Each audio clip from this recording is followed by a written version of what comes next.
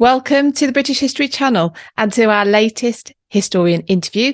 My name is Philippa Lacey-Brawl, and welcome back if you are a returner, and welcome for the first time if you are new here. Thank you for checking out the channel, and check out the other videos and interviews that we have as well. I'm sure you'll enjoy them.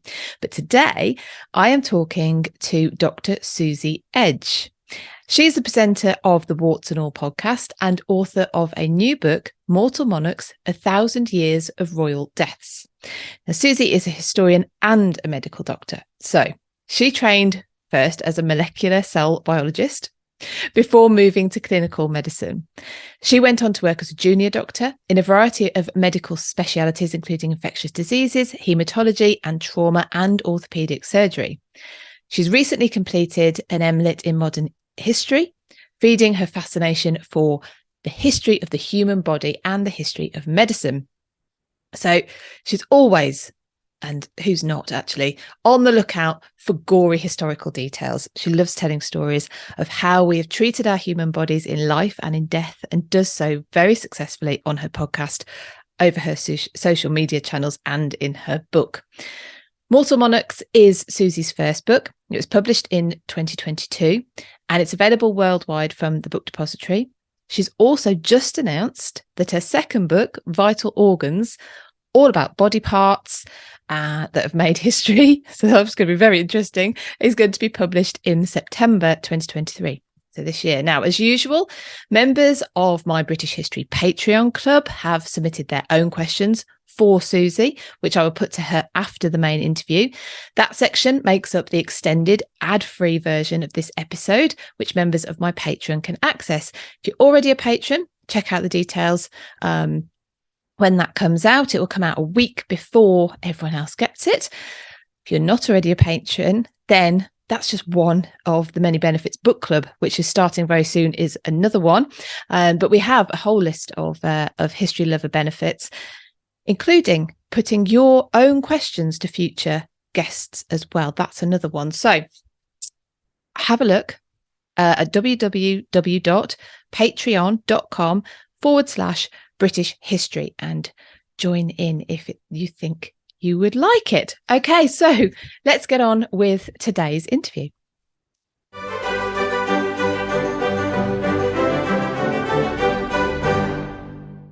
This is going to get gory. I love it. So, Suzie, welcome to the British History Channel. Thank you for joining me today. It's a pleasure. Thanks for asking me to come and have a chat. No, I'm really excited about this because actually, I feel bad admitting this, but until Estelle Perron, who I think we both mutually know, posted something about something you were doing just before Christmas, I hadn't come across your work. Started listening to your podcast, got completely hooked. Then you mentioned you'd got a book, so got your book, read the book, and then obviously contacted you and said, would you do an interview? So I'm really, really excited. You can probably tell. So I've given everyone a bit of a brief introduction about you and your work already, but would you mind telling us in your own words a little bit about you and what you do? Yeah, so I started out as a molecular biologist, and it was all a bit test tubey for me. So I thought I want to speak to people, and I went off and studied medicine. But after years of coming in and out of different training programs and having children, I was quite disillusioned, actually. And this was a few years ago. This wasn't even now, during the problems that we see now. And I felt like I wanted to learn to research and write and read, if you like, in a different way to the sciencey stuff that I'd grown up with. And I always had a bit of a chip on my shoulder about the fact that I didn't get to study history, because when you decide you're going to be a doctor, you have to give all those things up, and you have to, in terms of studying, you have to put those to one side for a bit. And so years later, I went back and did a master's in history, and I just fell in love with it. And I thought I need to bring these two interests together, because a lot of people talk about the history of medicine. There are medical historians, if you like, out there. But I just wanted to look at the history of the human body and how we've treated it over the years, not just in life in terms of treatment in medicine, but in death as well, how we felt about it and how we use it in so many ways. Yeah.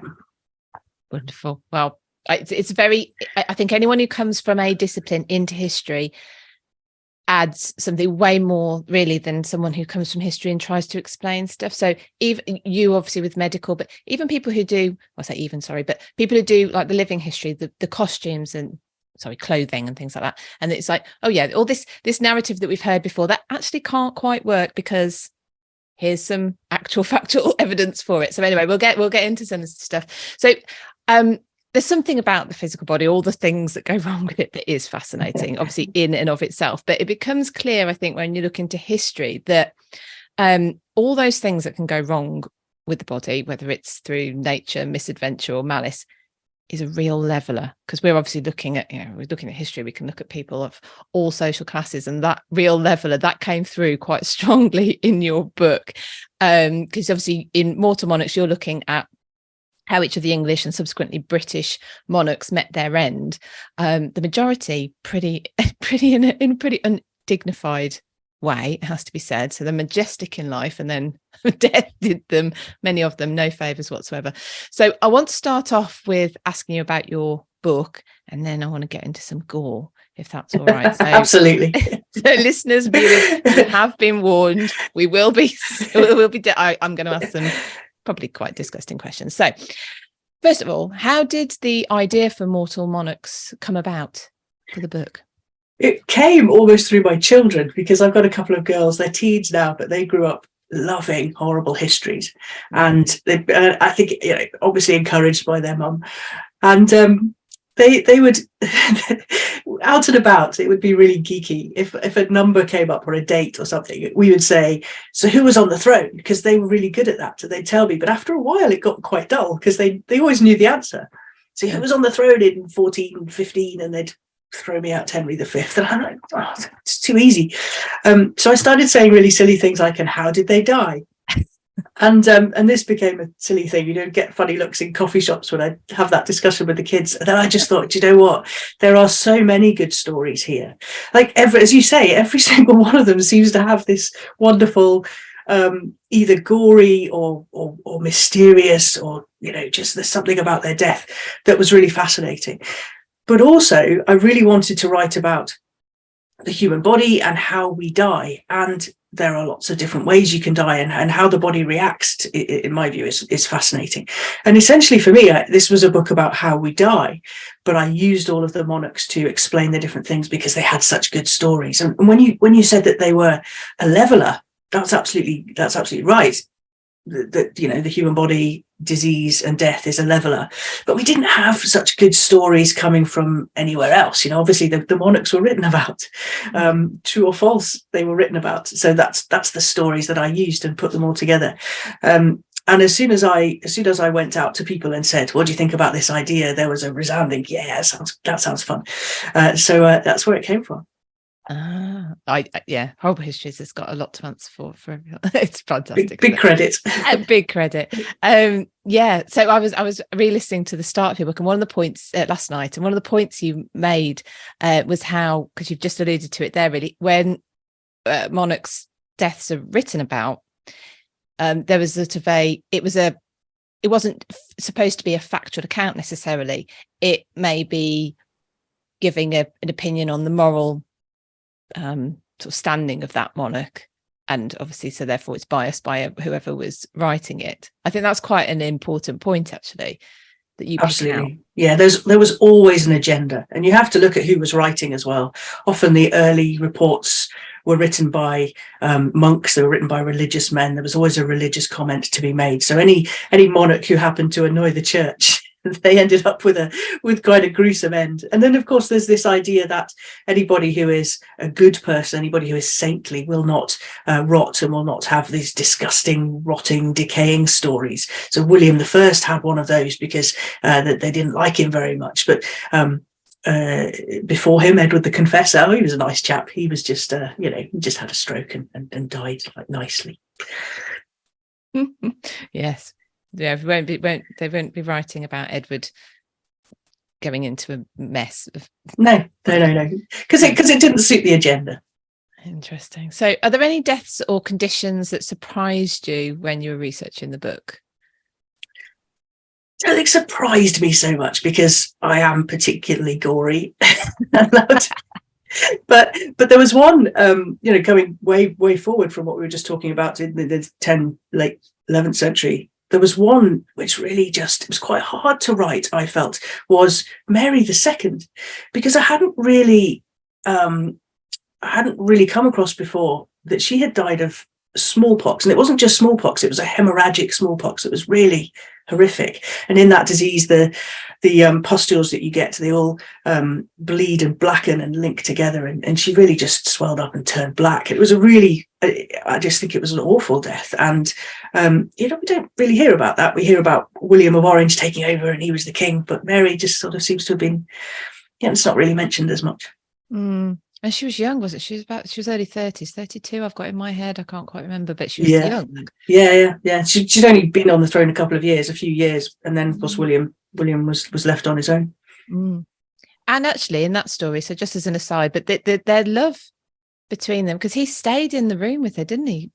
At presumably high risk to himself. Yeah, it wasn't at first. They weren't that... I don't think she was that chuffed at first when she was sent off to marry William of Orange. But that love grew. And he took a cot into her room and stayed by her bedside when she was dying. It was understood at that point that William had smallpox before and had survived, obviously. And therefore he was at less of a risk of getting it. That was understood. That's interesting. So there was this understanding of kind of natural immunity to previous infection, if you've had a previous infection. Yeah. So he was happy to go in and hold her hand, but it must have been quite something to live through. So what's the most mysterious or unexplainable death you came across? Any that you sort of don't really know what happened here? I don't think we can gloss over the princes in the tower, can we? I mean, we just do not know what happened to the boys, and because of that, there have been so many wonderful stories of survival and escape, and they keep cropping up all of the time. Even last year, there was this idea that the king had escaped and was living in Cornwall, living out his days there. So I think we can't gloss over that. Is the big mystery of them all. Yes. Where do you stand on exhuming the bones while we're on to the princes? Oh my goodness, I waver horribly on this, because part of me thinks, I'm not particularly religious, but I do understand that in a Christian burial, it is expected that you are left to rest in peace. Hasn't happened for any of the monarchs at all. They've all been dug up and prodded and poked and examined. And I was always very much that, just leave them alone. It's not fair. They're in there, just whatever. And then I started to have these questions because a friend of mine said, what if there was a knock on your door? And, well, actually, that would be an email because I live in the middle of nowhere. But what if somebody came to you and said, we are going to make a TV program about examining the bones that we have in the tower, in Westminster Abbey that came from the tower, and do you want to be part of it? And I was like, yes, instantly. I said, yeah, of course I want to be part of that. And then I had to question my reasoning, my ethics, I suppose. I think the one thing about the bones that are in the tower, I keep saying the tower, they were found in the tower and put in Westminster Abbey. The thing about those bones is that we don't know who they belong to. So maybe maybe now that we have the technology, we do have an obligation to look at those and say, well, maybe these were someone else's children. And if so, they need to be recognised and buried appropriately.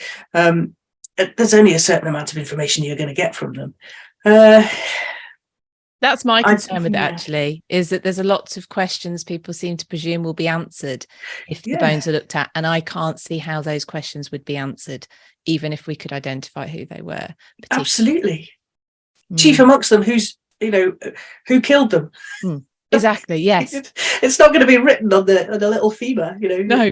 Richard III was here. It's not going to be there. So, there's a lot of information that would still need to be postulated, still need to be maybe extrapolated. I don't think this.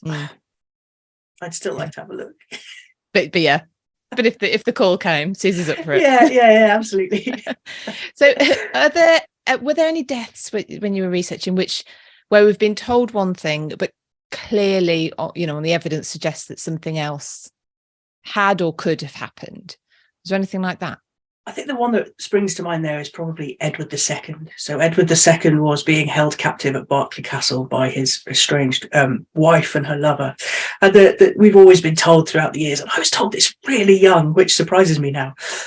We've always been told that Edward was killed in a manner that, everyone remembers. He was put under something hard, like a table or a door or something, and he had a red hot poker shoved up his bum, and that was how he was killed.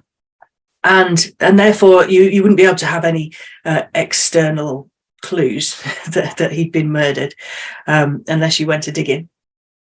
And that was how he was finished off. But there's been a lot of chat lately, especially from another Mortimer, who looked at it and said, well, actually there's a lot of things here that doesn't really add up.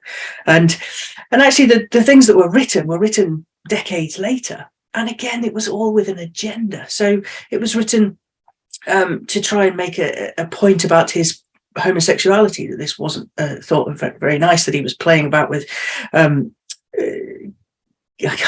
Gaveston and Dispenser. And so there was a commentary on that. But did it happen? There's always a story that people who are potentially murdered, or it's not really understood how they died, there's always an escape story, always. And his is that he escaped and he ran away and was living as a hermit in Sicily or something. Nice work if you can get it. But so it's probably unlikely, and nobody agrees now that that's actually what happened to Edward II. Having said that, it's a story that probably won't go away, because whenever I meet somebody for the first time and we talk about the book, they always bring up Edward II. It is one of those things that you just have always known. I can't remember when I first heard it. It is one of those stories, isn't it? I remember very clearly when I first heard it. I was at school. We school not far from you, actually. We were talking about that before we came on air. And I remember my teacher telling us that story, and I can't have been more than 8 years old. I think, yeah, this is quite questionable, really. I'd like to say times have changed, but I think I eagerly told my own children as soon as I got the chance, Yeah. Well, yeah, it's one of those, but maybe that was part of the point of it as well, wasn't it? It was such a captivating, it's a titillating story, isn't it? Absolutely. It's gruesome and titillating, and then it sticks in the memory, and maybe that was part of the point. Now, in your book, you very helpfully and actually fascinatingly explain the physiological responses of a body to injury and disease, and that got my mind wandering to interesting realms that I just now have to ask you about. Okay. So let's get into one, if not the most gory ways to die, because I have some burning questions about this, which wasn't meant to be a pun, but anyway, the traditional form of execution for a male traitor since the reign of that ever so forgiving king, Edward I of England, that of being hung, drawn and quartered, or more accurate, we would say drawn, hung and quartered. But anyway, can you take us through, so warning anyone now who doesn't want to hear this, switch off for a bit. Yeah. Can you take us through each of those ordeals and how the body reacts to that, to what's happening to it, please? So hanging and drawing and quartering, as you say, is sort of a bit the wrong way around, but I don't think we could ever change it. No. How could we? It's just stuck in our heads. Yeah. Every part of that situation was done for a reason. It was often written in the actual sentence why as well, so you could understand what was going on and why. So the first part of it, that they would be sort of slung maybe between a couple of horses and dragged along the ground, right, so their faces into the ground, and that was to represent the fact that they couldn't they didn't have a place up in society looking up at everybody else. They had to be looking down at the ground as they were being dragged along. And you can imagine, of course, the impact that would have externally if you were just dragged along the ground. Wouldn't do wonders for your face. And then they would be taken and they would be hanged up high, and it was called being in a place between heaven and earth, because they weren't allowed. They weren't. I can't think of the word. It wasn't thought that they were to be part of either of those places. And that was what the hanging was. They were up high, they were in neither one place nor the other. And it was written that they should be hanged until they were nearly dead, because that wasn't enough for them. So they were then cut down. And then the body parts that were taken out and burned in front of them that was all to represent that those parts all represented something. So another thing we always remember is that they had the testicles cut off and thrown in the fire. And that was to represent the fact that they shouldn't be allowed to have any more children in this realm. They shouldn't be able to procreate. The bowels would be taken out because that was in their belly. That was where the treason was kept and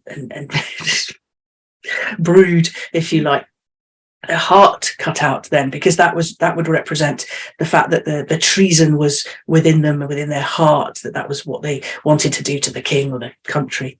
And finally the head chopped off, because that represented the fact that they had this idea that they were going to do bad things to the king and the country. So all of these things represented something, and then of course chopped up and sent to different places, because that would be a warning to others.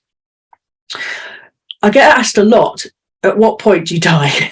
Yeah, well, this is one of the things, when you hear that, you think, well, the shock, the blood loss, the pain, yes, go on. At what point do you die? I mean, my answer to that is that they're probably all different, and also it depends on the state that you go into it at, because if they've been beaten and held and everything else happening before that point, they're probably not in a good position to be able to compensate for any bodily insults. I don't know how much you can compensate if your guts are pulled out in front of you and burned on a fire. I mean, you can cope for a while, I guess, with the cutting off of the testicles, but cutting out of the guts, that's, there's going to be an enormous amount of blood loss. You're not going to last long in that situation. You're going to lose all that blood that's going to your brain. Your brain needs it. Things are going to go dark very quickly. I made a video about this on TikTok, because I have a lot of these videos. It's little short videos that I make on TikTok, and it was really popular. And I had a lot of comments from mostly guys who had a particular interest in this. And they were saying that they'd been watching videos coming out of South America, Latin America, where people had been tortured and it had been videoed and they'd been kept awake. And these people had been kept awake during this process for a very long time. So my assumption that you would not be able to cope with this and the shock and everything else would set you off very quickly was wrong, because these guys were being kept alive for a long time. So that's made me question that. And it's not something that I've been back and really studied in detail. But yeah, I think that as soon as you start cutting open someone's belly and pulling out of their very, very vascular bowels, the blood is going to flow, and the blood is therefore not going to be going to your brain. And I don't know if you've ever fainted, but you go grey, you go black, nothing. You're not aware of anything for very long, for long. I remember reading, I think it was when I was doing some research into PEEPs, and it was just a bit of a side tangent from it, but that there was a kind of prowess, kind of, if you like, a ranking order of executioners, and those who could keep their victims alive the longest were kind of the high-ranking executioners. They were very skilled, which is a horrible, way to think of it, but obviously they're purposely trying to keep them alive. So this, I mean, the story, the representation of this, that, and the other is, to me, clearly a very thin veneer for just wanting to be very cruel and put someone through a lot of pain and torture. But because I was thinking that obviously there's the pain, but just the horrific scenes that they're watching themselves, that the things that are happening to them, and they may have watched someone else go through it just before. We know they like to make victims watch other people go through it first. And I think I sort of reconcile it by imagining that things turn off very fast, probably because I want to, not because I have any experience of it. Because the gut, as well as having a very obviously big, sorry, bad words, wrong, sorry, a very, the blood supply, it's got very Yeah, but it's full of nerve endings as well, isn't it? Which surely would send a message to the brain going, something's going on. So you've got this situation where you've got the fight or flight response is happening. So lots of catecholamines, the adrenaline, noradrenaline, that sort of thing's flushing into the blood. Lots of glucose as well, because there's an expectation that the muscles are going to be needed to be able to fight or run away. And this would mean the heart rate would go up. There's low saliva. All these things would be happening. But then there's this other argument, and this would be a really tense situation, and you'd be expecting it, and you'd be like, ready for this. But there's this other argument that people become very serene, that this is like, okay, especially if you've got endorphins flowing about, that you're not going to feel as much. People say when they have been stabbed or shot or gone through trauma like that they don't feel it so much because they're shut off almost. So there's almost two scenarios, isn't there, that one might go down. We're hoping for that and early death. That's what we're hoping for. Yeah, right? Absolutely. Yeah. So now for female traitors and all heretics, this is what I do a lot of Tudor history. So burning at the stake is a particular form of execution which comes up quite frequently, of course, as you imagine. So, and there are accounts of people remaining alive for alarmingly long times when they're being burnt at the stake as well. So what's the process by which somebody actually dies from being burned? And again, how considering the pain involved, how can they remain alive for so long? Well, I think it's the same scenario, isn't it? You've got either those, you've got the massive catecholamine adrenaline rush it's going to make you wanting to fight and scream, or you've got the other side where people say it's almost acceptance and serene. So there's one or two. The thing about burning is that there's a number of different things that happen with the body. I avoided this for a really long time. People asked me this on TikTok, and I avoided it not because I thought it would be taken down by the app, because that's probably going to happen, but also because I just felt like it was just a step too far. Like, I'm pretty gory, but this just felt, for me, it was the worst.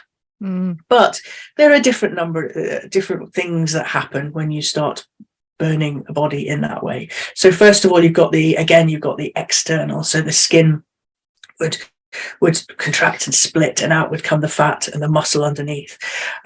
Once you've gone through that skin layer, that feeling stops, because that's where all the nerves are. If you've ever had a really deep or big burn in the middle there, you can't feel it because the nerves are gone. It's on the edges where it's really painful.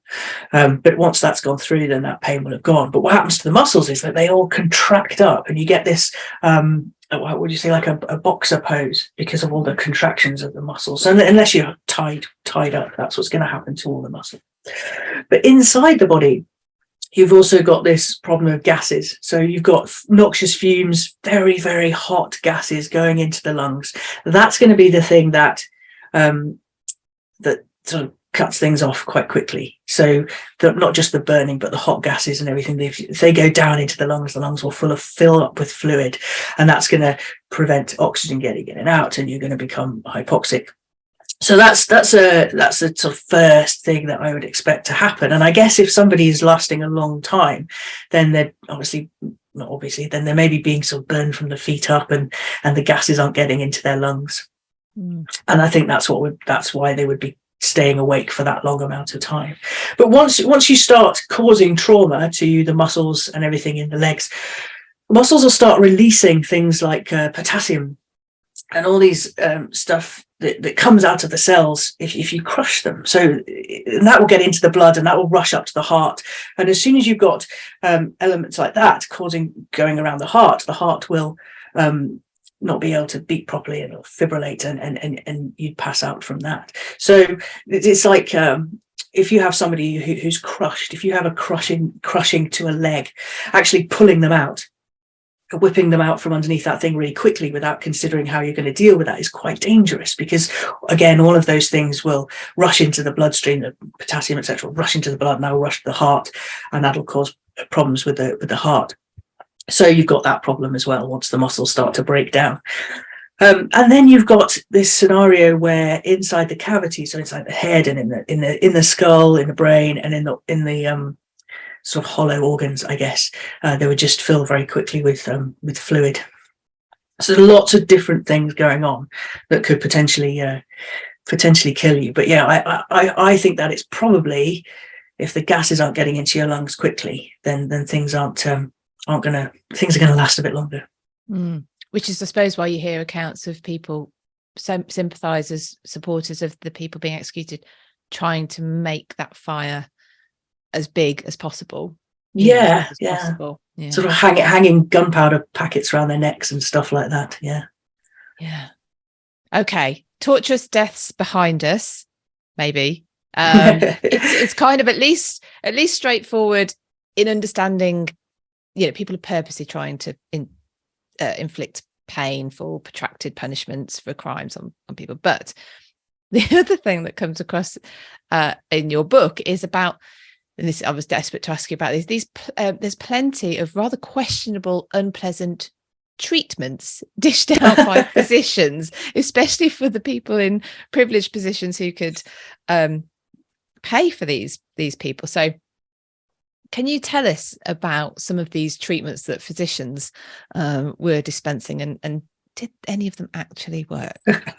So a couple of years ago, when we were in lockdown, and Donald Trump said that he had COVID, one thing that he said was that he was surrounded by all the best physicians, that he was having all the best, most up-to-date experimental treatments, and he was going to be okay because of that. And I was thinking, I'm not so sure about that, Donald, because I was thinking of Charles II, who said who had exactly the same thing, and I feel like his physicians actually did more harm than good. Then I think they finished him off.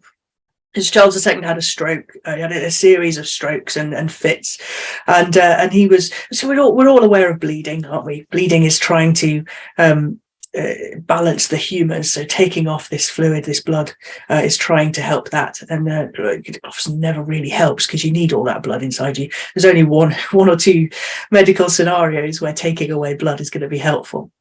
But the Stuarts, they were really good at trying all sorts of things to balance the humours. So what they wanted to do was get fluid out. So they would give emetics to make people vomit, and purges to make things just flood out the other end. They would raise blisters on the skin. So pressing hot irons onto the skin would raise up blisters, and then the fluid from those blisters could be drained off. And I think that anybody in a privileged position, privileged enough to be able to have physicians in the times of the Stuarts, would end up a pretty grisly looking corpse. Sounds absolutely torturous. It does. In fact, Charles II sat up at one point on his deathbed and apologised for taking so long to die. Oh wow.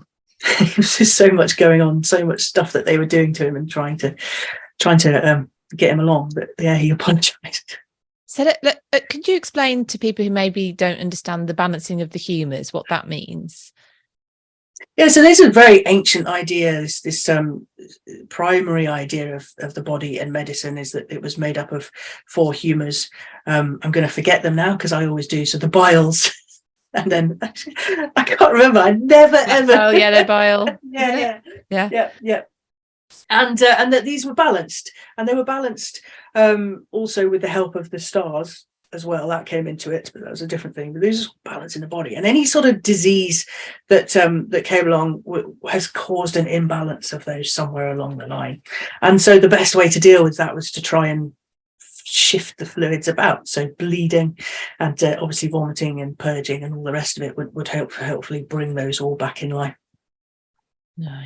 What was the head? I remember head shaving appears in a couple of people's. Yeah. What was head shaving? It does. I do you know what? I've no idea. I can't. Yeah, because they did that to it. Like George III had it as well when he was going through his problems, and Queen Anne as well. She went through that. So it was obviously of the time. But head shaving, I'm not so sure, unless it was just to get at the skin to be able to get those blistering agents onto the skin. So it wasn't just irons, it was also there's a beetle that produces a very blistering chemical that's put onto the skin and causes that blistering. But I mean, I guess there's other places. You don't just have to shave the heads to be able to get to that. Yeah, I'm going to have to go and find out about that one. I find it amazing with the humours, because the humour that basis for medicine is, I mean, that goes back to ancient Greece, doesn't it? I think the humours. And yet it almost appears to someone now not medically trained that to bleed somebody, as an example, when they're in any kind of state of disease or less than good health, that would be a really daft thing to do. And yet, but it must have made logical sense for a very long time for them to have kept doing it. And we're talking about hundreds of years, aren't we? Yeah. It's really, really hard not to look at things like that and think, what? Yeah. It's really hard to get your head around a lot of the things that were done. And I guess there are things that we do now, aren't there, that people will look back at and go, what? Oh, undoubtedly. Explain that. Undoubtedly. We just believe the person before us that told us, because they're eminent physicians or surgeons and they know best. Yeah. I always wonder whether there's especially, when you look at someone like Charles II, whether he was a victim of people needing to do something. We need to do something, and something can be anything, basically. Yeah, I feel a bit like that about Charles II, in the way that there were loads of doctors and they were all coming up with different ideas and different, they all had to be, maybe they were all vying to be the one who made him sit up again. And they would have been rewarded handsomely had they have managed that. Yeah. There's one more person, if I may, that I'd like to ask you about before we move on to the questions from patrons. Princess Charlotte, because I feel like Princess Charlotte, she's starting to be talked about much more now, which is great. But her death led to basically a succession crisis, which ended up with Victoria being born, and luckily, I suppose, for everyone involved, surviving and then becoming queen. But her death, could you explain what happened there? Princess Charlotte went to term with a boy, and when he was born, she's a few hours after he was born, she started to have breathing problems, and she died quite quickly. And it's always been written that she died hemorrhaging. And there was an autopsy done at the time, and that said that there was a little bit of a blood clot inside, but there wasn't written that there was a lot of blood externally. So that's why more recently some obstetrician gynecologists have looked at that and said, well, it doesn't really add up, because you'd expect if somebody hemorrhaged that there'd be a lot of blood. So what else might be going on? And the fact that she was she had breathing problems suggested that she might have had a pulmonary embolism, which is not uncommon clotting with pregnancies. That pulmonary emboli were not recognised until I think it was the 1870s. So it wouldn't have been known of at that point, but it may well have happened that she had a pulmonary embolism. So this blood clot forms somewhere else in the body, and it travels up through the blood, and it gets into those vessels, those blood vessels within the lungs that are really crucial to getting the blood in and out, and therefore getting the oxygen in and out of the blood. And if you have a big pulmonary embolism, it can kill you very fast. And so that might have been what happened to Charlotte. Obviously, it's still speculation. We still don't know. Other things might come to light in the future, other technologies or ideas around death surrounding births, but the child unfortunately didn't survive either. So we were left with as you say, with a succession problem after George IV died.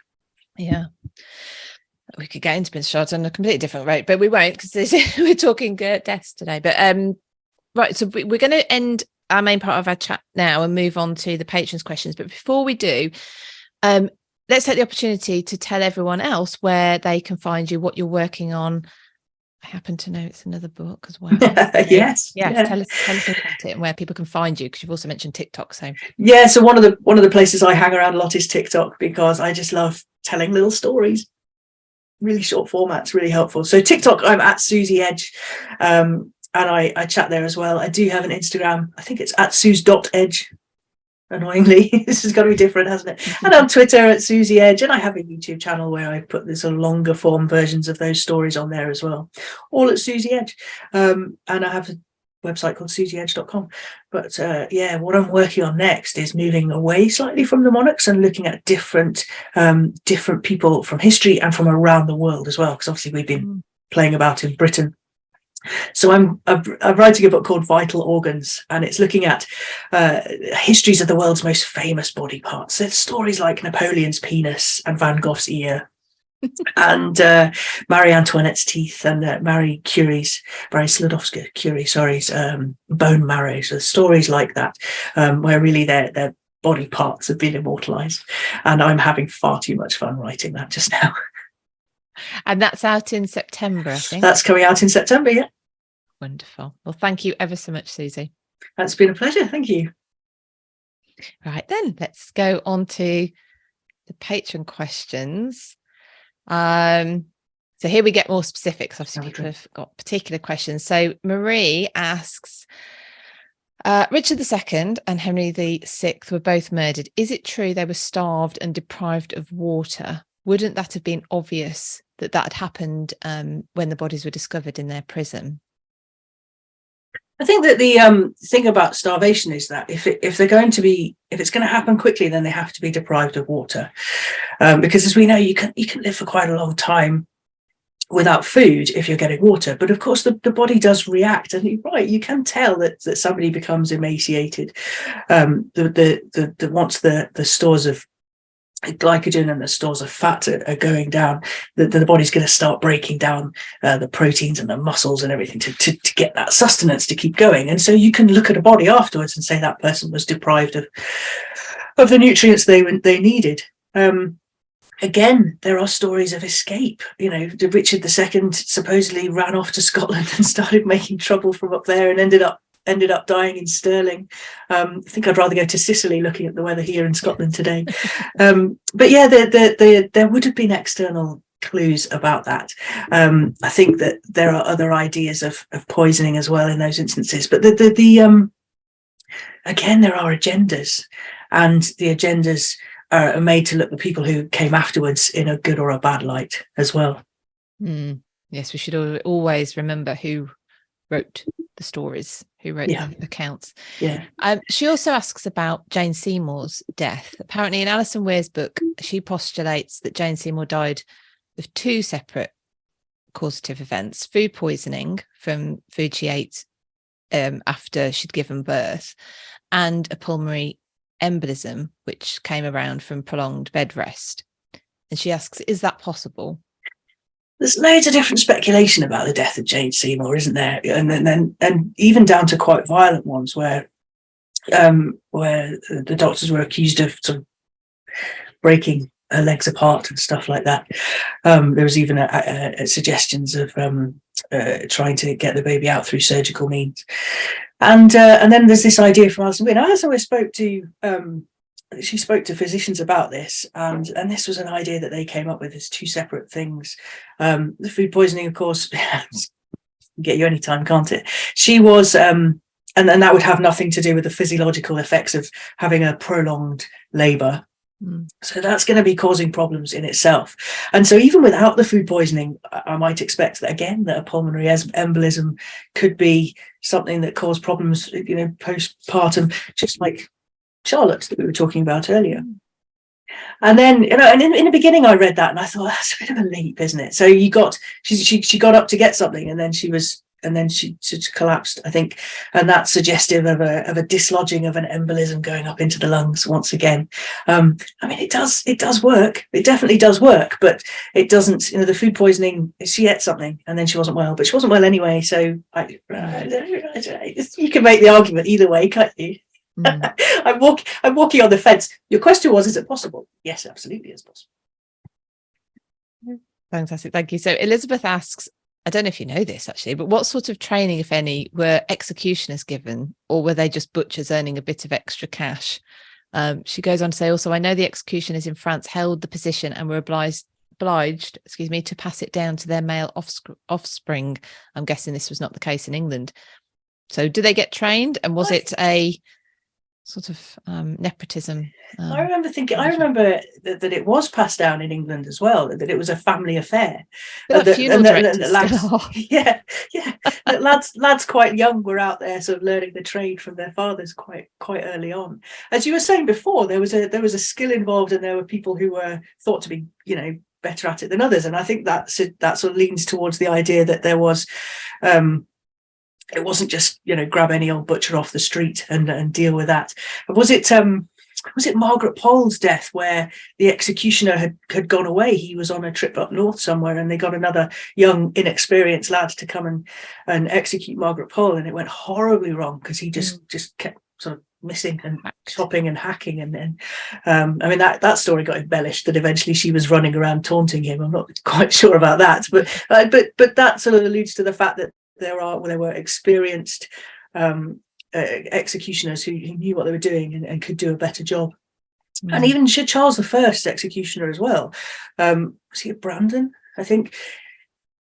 Charles I made a comment about the height of his block, and the height of the block was set deliberately because the movement of the neck, the flexion extension of the neck, makes it easier if the neck is too far forward, and you put it's hard to think about the angles, you put an axe through the back of the head, it'll come through the face. So you want a little bit of an extension on the neck so that there's a clear thing to go through, and it was thought through, the height of Charles I's block, that they didn't want to stick it through his face and make a big fat mess, because chopping his head off wasn't enough. Was enough. And so these things were thought through, and they were, so maybe there was an element of training. That's something.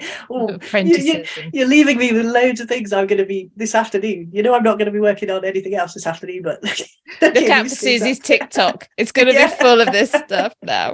You're right. Yeah, that's where I get my ideas from. Excellent. Well, that's good, isn't it? Though it is. It's great because people come up with things. Even on a topic you're familiar with, sort of thing.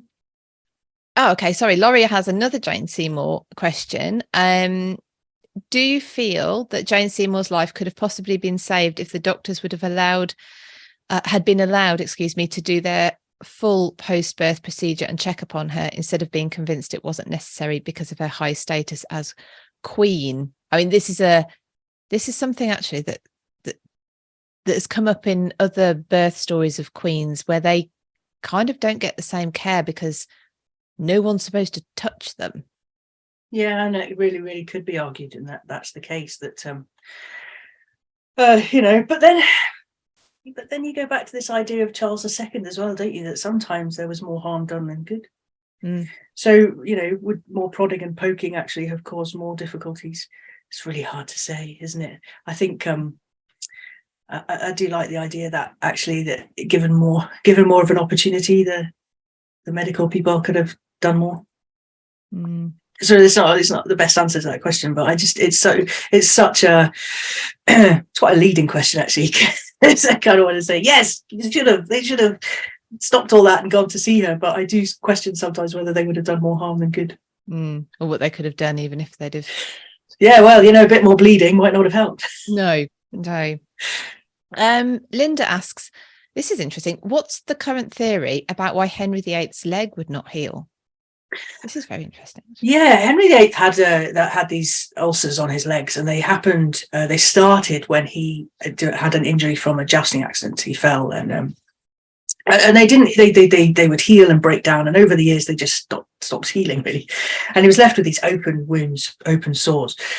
And I get a lot of comment on this. A lot of people say he had diabetes, obviously, and I am really, really reluctant to just go, yeah, okay, that's fine, because I think that we're very, very good at putting our own problems onto the people of the past. Diabetes is obviously like massive problem at the moment for all of us, and so it's just top of people's minds. But I think there were other things going on with Henry. Sure, he was a big guy. He had metabolic problems. There's no doubt.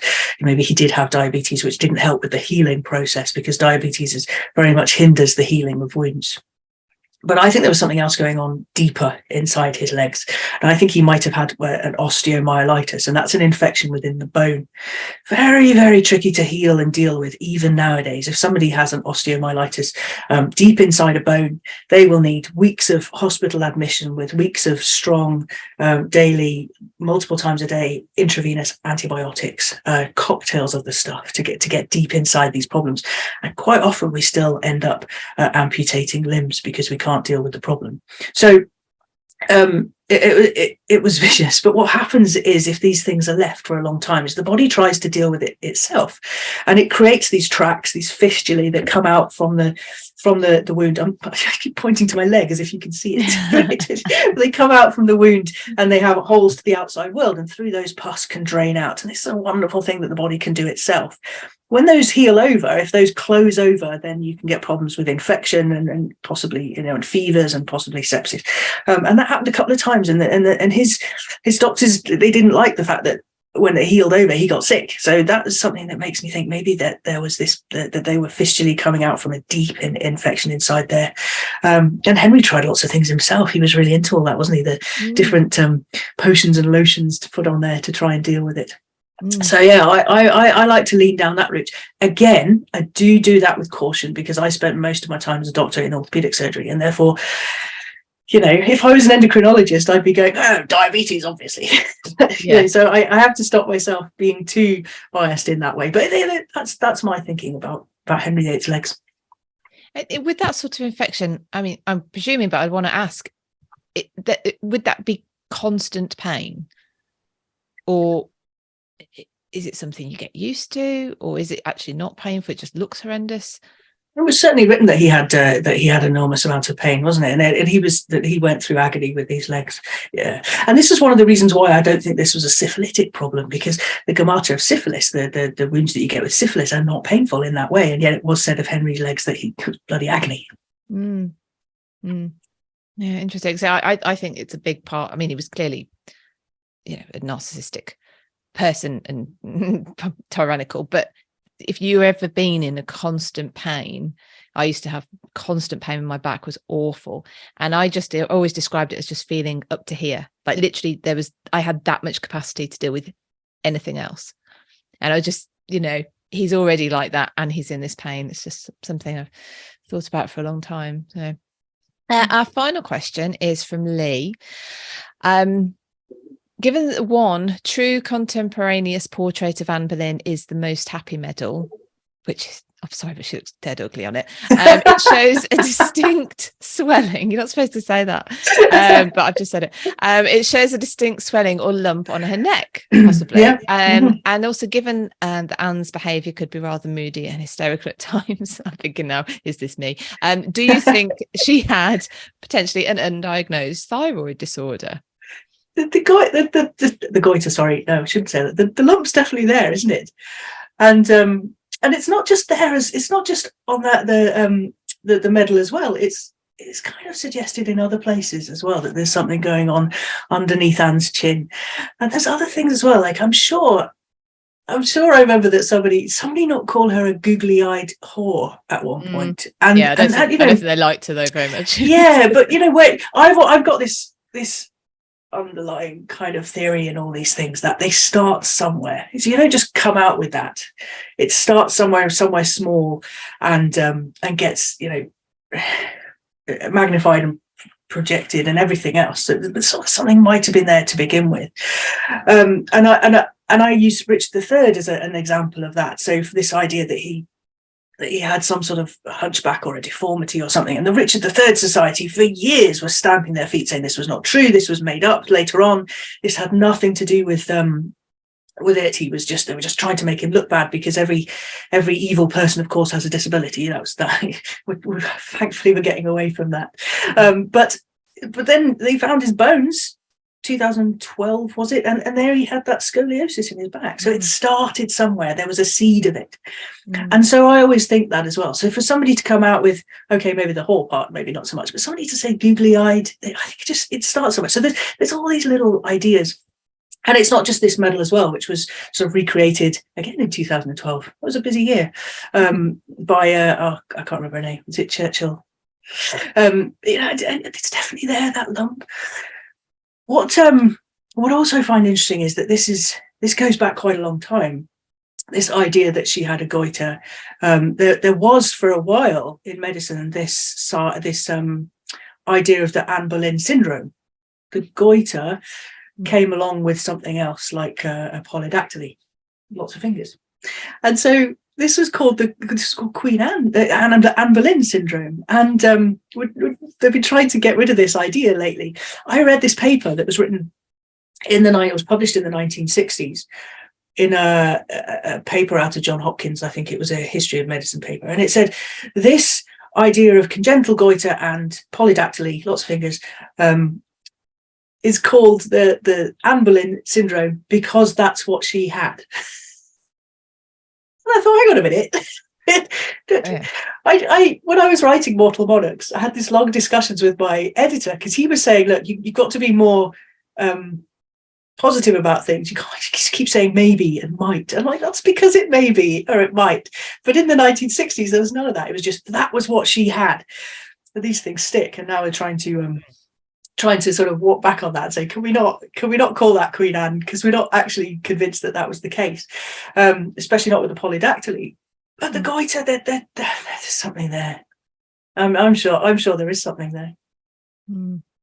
Interesting. Well, as someone who's had both a goiter and I have scoliosis, I can assure you that it's okay. Things do. I'm actually fascinated by Richard III's horsemanship, actually, because I mean, I know all scoliosis can, they're not all the same in principle, but not necessarily in the way they come out. But me on a horse, that pelvis tilt when your spine isn't straight and your rib cage isn't straight, muscular wise, is painful. And I can only think that he must have just, I suppose, he's grown up in a saddle, and his musculature is adapted and strong. Perhaps, in that way. It is fascinating, isn't it? It is. Yeah, I always have to bring up my scoliosis when anyone says Richard III must have had a hunchback then because they found his bones and it showed he had a scoliosis. I'm like, hang on a minute. Yeah. What are you saying? Yeah. So, but anyway, thank you so much, Suzie. That was absolutely fascinating. I think everyone's going to love that interview. It's far too much fun. It is a lot of fun getting into the goal. I can't wait for your next book. Just so I've actually read your other one twice now, so I'm looking forward to the next one, and listening to seeing you on TikTok. Are you carrying on with your podcast as well, or is? At the moment, it's on hold just purely because I'm writing this book and it's taking a lot out of me. I've promised it. I promised it by the end of February, and time's ticking on. That time just keeps on going. Yeah. Well, we'll definitely be keeping in touch with you on watching on TikTok, and looking forward to. Well, I should say to everyone, you've got quite a few episodes to go back and listen to on Warts and All, your podcast as well, which is still there and available to listen to, and well worth it. And that your book is available. It's out in the US now, isn't it? On Book Depository, I think, worldwide. The Book Depository will do free shipping worldwide, but it's not on Amazon or in Barnes and Noble yet in the US. Well, they're losing out, but they are indeed. Yes, it's on Audible. Yeah. So people can grab your work. So thank you so much, Suzie. That was absolutely brilliant. Thank you. What great questions. Thank you so much.